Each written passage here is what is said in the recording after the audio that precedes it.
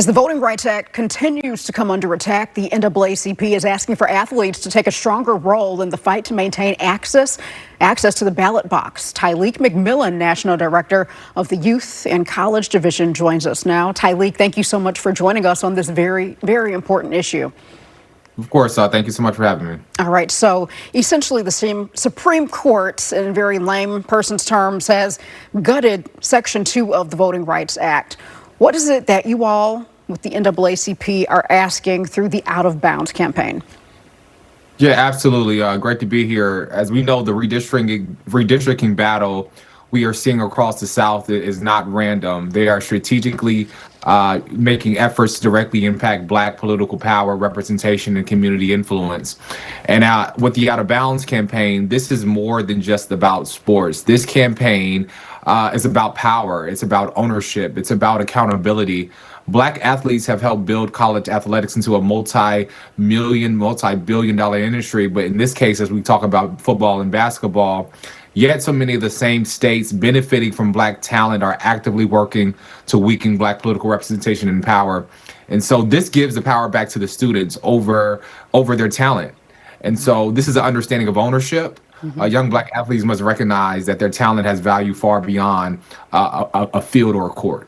Okay, and so to my understanding, you are asking athletes and fans possibly in Alabama, Florida, Georgia, Louisiana, Mississippi, Texas, and South Carolina, where athletic programs are especially reliant on Black talent, that these states should protect Black political interests, correct?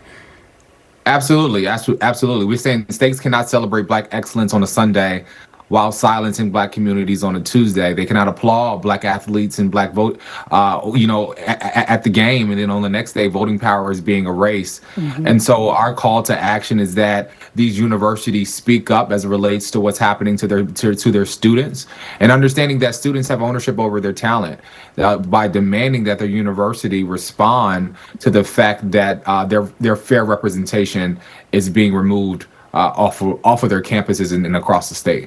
Now, if this campaign, this strategy works as you all believe it can, what would be the long run? What would it look like in terms of potentially, getting the Supreme Court decision reversed?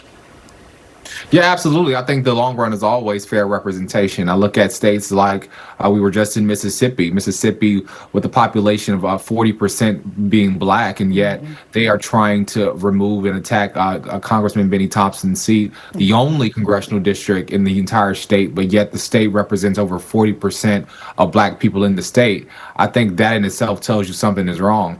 And I think, as we look at a win is fair representation across the board, that we have communities that are represented by folks who understand their interests, that folks who understand that the fight is fundamental, and understanding that what struggle is. We cannot have Black representation or representation that is not representative of the community in which they are serving. What's the response that you all have received so far from athletes in these states?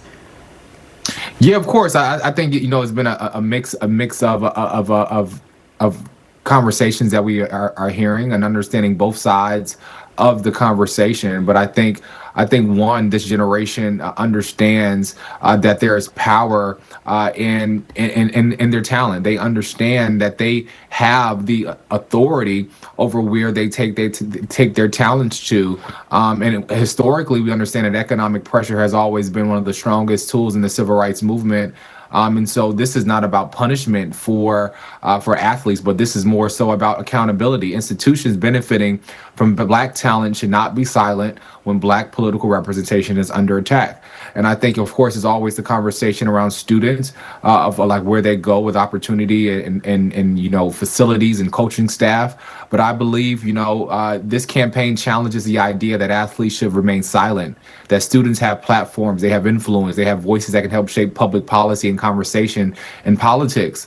And so there's a mix of it all. But I think, we have to continue to approach this at a communal approach, and understanding that if we continue to participate and give these folks the autonomy and the power over making decisions about us without us, then we will be far removed. But if we collectively come together and say, we're taking a stand and making sure that our community is taken care of, we can move the envelope even further. And so, as I said before, this is not about punishment for the athletes, but it's more so about accountability. Yeah, and like you said, a communal approach. And so I would imagine that along with Black athletes, that, I mean, you would be open to athletes and other folks that are allies to participate in this as well. It could be even stronger, would you say? Well, absolutely. Our movements are always stronger when there's allyship. Our movements are always stronger when we work across coalitions with one another. But I think in this moment, what we're calling for is, we are taking ownership over our community. We're taking ownership over our talent. And if our talent is not respected at these institutions, we have institutions where we are respected. And so as we look at historically Black colleges and universities who understands culture, who understands leadership development and cultivation and civic engagement, who understands speaking up as it relates to the fight for fair representation and democracy and justice. And so we understand that, no one keeps us safe but us. But we understand that we can move a lot further through allyship and coalition work. But we got to be important that we understand that democracy is just not abstract. It determines who gets represented, who gets protected, and whose community receives the care and investment. And we must ensure that our communities is not left off the table or left behind. All right, Tylik, thank you so much.